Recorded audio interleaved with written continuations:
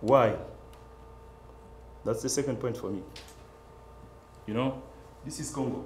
And once again, as I said in the beginning, my brothers and sisters, we are not poor in Africa. No, no. Actually, we are rich. That's why we are having so much problem. If you look at very well this, the country here, where we are from, there is a lot of mineral resources. I'm from here. There's a lot of oil there. Here, Cabinda. And there, what I see, the oil which is there doesn't benefit to the people because there is Zaire Gulf there. Petrofina there. Those are Western companies. They are just taking oil freely, I can say. When they come there, they have a contract with the government and they start to exploit. And the population who lives here, they have nothing. There is no road, no electrical power, so they have nothing. So in other words, the paradox is this one. We are living in the rich land, but people are very, very poor. So the question is why? And the response is because of this republic of emptiness. What does it mean? It means this. Now, as I said in the beginning, when we are talking about Congo in the New York Times or those media, they used to talk about, okay, women who have been raped, this, and then those companies who are doing business. I don't say that's not true. No, it's true. But if you study very well the situation, the main cause of this situation is not rape as such or exploitation as such. No.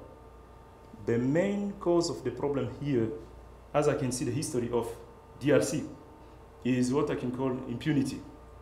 Why I'm saying impunity? From the beginning, when I say the beginning, it was 1985 when Leopold II decided, okay, this superficie or area is my own property. From there, people who were free in Congo, because they were free indigenous, became colonial subject. So he was using the material there, but also the population became kind of slave. This is Leopold. After Leopold, and then he did so bad things that the Belgians said, no, no, no, we have to take from him the country. So the Belgians start to exploit DRC. And even there, the country still belonged to Belgium. They start to exploit the country, but also the population. And then after that, the country became independent. But it was not independent as such, because there were struggling between communism and the capitalism, and the American government said, okay, since we have to fight against communism, we are using DRC as a shield against communism.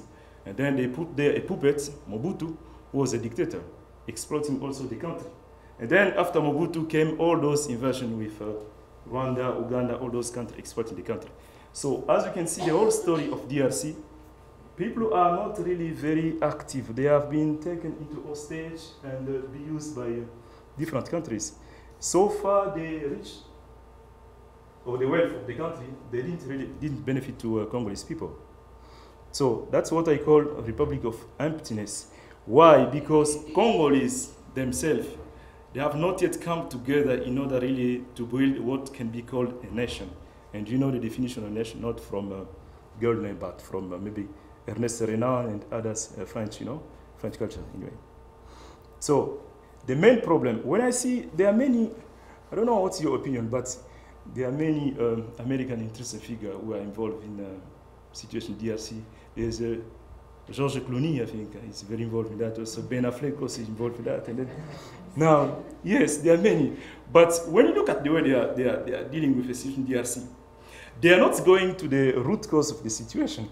Because, okay, you are helping those women who have been raped, but ask the question why they have been raped. And you'll understand that they are army group who are raping them. And why we have army group? Those army group receive arms from these people. So therefore, instead of, yeah, it's good to take care of those women, but let us try to reflect on the question of army. So if you want to help in DRC, why not really fight against the proliferation of arms in Central Africa? Because I grew up in my village there. We never had a problem of rape there, no. I remember when I was 3 years old, there was one man who raped a woman, and they just cut him a penis. And from that moment, fear entered in the society. They never do that. So if it happened today, it's because people can go in the village with arms. But if we stop them to having arms, I think we'll have peace. So instead of really doing those movies like Greatest Silence, and then complaining, lamenting the situation. No, let us face the situation in terms of reflecting how really arms are entering in those parts of the country in conflict. And when we stop the flow of arms, I think we can have relative peace. That's the first approach we can have. That's why I said I think the main problem there is proliferation of arms. The second problem is about corruption. Now, when I say corruption, what do I mean? Usually when we read about Africa, we used to say, oh, Africa, the result problem here, disease, corruption, this. No. Corruption is everywhere. Even here in Chicago, I think the former governor was involved in corruption. But the problem is not corruption, how we deal with those questions of corruption. And in Congo, I think one of the weaknesses is the judiciary system is so weak that it's difficult. Now, today I was reading, even the trade advisor of Obama is involved also in the gold. Yes, so there are so many people involved in that situation. So the main problem is really corruption or impunity. What can be done at that level? If you tackle the problem at that level, I think things can change, according to me. So, as you can see, this is Mobutu and Omar Bongo. Those presidents were one among the presidents most corrupt in Africa. So, on the left you have Lumumba, who is really the hero for the youth in Congo because he was the one who tried really to bring nationalism. And by nationalism, we mean how people can really take back their country and work for the good of the population. Now, the third point really to understand, as I said in the beginning, why that ideology of impuissancisme, if I can use the word, why youth in Congo are so weak at that level. I can use the expression, the mechanism of alienation. What does it mean? You see this picture, this is a judge from Kenya. And if you look at it very well, this is the way British judges were wearing the thing. So when the Kenyans start to have their own national court, they start to do the same also. And it's very, very hot there. So you can see the contradiction. Why? It's because we import everything. The language, we speak like European people. The clothes, like this one, we wear everything from there. Everything. So that importation of ideology, religion, school, everything, just make us kind of alienate people in one sense. And I can give more examples to explain that alienation. In Congo, we have many universities. Every year we have people who graduate, like here, every year people graduate. But more we have lawyers, more there is a violation of human rights. More we have doctors, medical doctors, more malaria is killing children there. More we have people finishing with agronomy, more also people are dying from famine. What does it mean? It means that maybe the system of education doesn't really create people who are able really to solve the problem in DRC. Instead of having a program or programs which make them able really to solve directly the social demand we have there, we have the program we receive from Europe because from the colonialists, they came with a system, and then we finish, you have a degree, you're going to look for a job. Those are mechanisms of alienation we have in Africa or in Congo in a special way. Religion also is also element of mechanism of alienation. How can I explain it? Before missionary came to Africa, I think we have our own way of praying, of believing in God. When they came, they said, no, your way of praying and believing in God, this is what you call paganism. We are teaching you how to pray. So we start to pray the way they used to pray.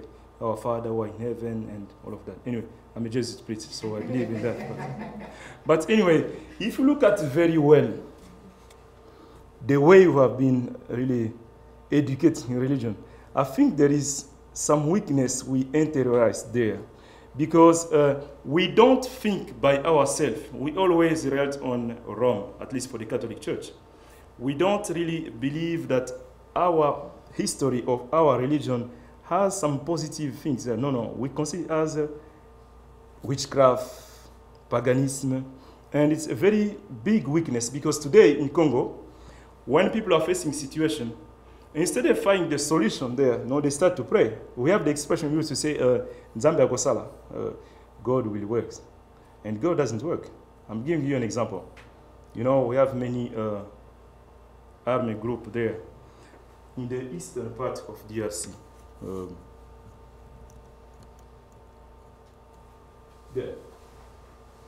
There's a group of rebels called LRA, I think, Lord of Resistance, I don't know, Army from Uganda. And they used really to live there to threaten the population. Now, Congolese government sent troops there to fight against those rebels and to expel them from DRC. So that was the first operation. It was called Rudia 1. And the second one was Light and Tender. They failed. And the third one was Rudia 2. They failed. Now, what was the situation? Every time when they go there to fight against those rebels, they will fight, but they will not succeed. Instead of staying there in order to protect the population, they will leave the place. And when they leave the place, those rebels from Uganda will come and they will revenge on the population. This is what happened the day people were going to pray in the church. It was a Christmas, Christmas 2008. People were in the church praying what? To ask God protection. But God didn't come. Instead, the rebel came and they killed more than 200 of them there. So I'm giving this example to explain how when people are facing war, famine, disease, at least in DRC, in those mindset they have, instead of maybe sitting and finding a solution, they have been used to this religion, which is kind of a religion of beggar. They pray God, and God doesn't come. Therefore, religion becomes a kind of diversion, rather than being really an element of strength and salvation. But at the same time also, at least those institutional churches, the bishops, here also have a bishop who are very active, at least when it comes in terms of birth control and that. But in Congo, they are very active in terms of begging money. Now, instead of maybe putting people together in order to find a solution to the problem they have, what they do usually, they go to Europe, Germany, here also, to do what they call mission appeal, to ask you to give some money because children are dying in DRC. This is what we call mechanism of alienation. Why? It's because instead of staying there, we have everything here. But they don't see what we have there. They prefer come here and to beg money.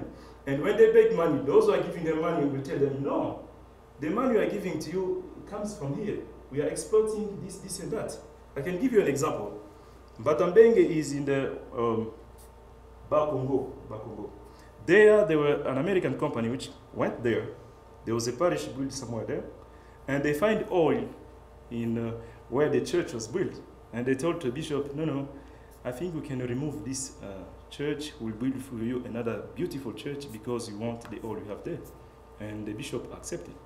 So the example just to give, to explain how really those mechanisms of alienation doesn't allow us really to see what we have. Instead of maybe trying to reflect what we have and what we can do, we just turn our mind and start begging to Western countries. This is a mentality in DRC. So I try to explain, and then, you know, one of the main situation in Africa is brutality. You know, there is no democracy there. And it's easy for the youth really to react, to organize and to protest. But it's very difficult because there are so many soldiers, policemen, who kill them all the time. So it creates a kind of atmosphere of fear. They don't want to protest. And when people can't protest, there's a kind of involution or powerlessness of their mind. That's the situation in DRC. So in brief, those are kind of main characteristic of what you can call a republic of emptiness. But, as I said in the beginning, Congo is more than that. This is the situation we are living, but it can be changed.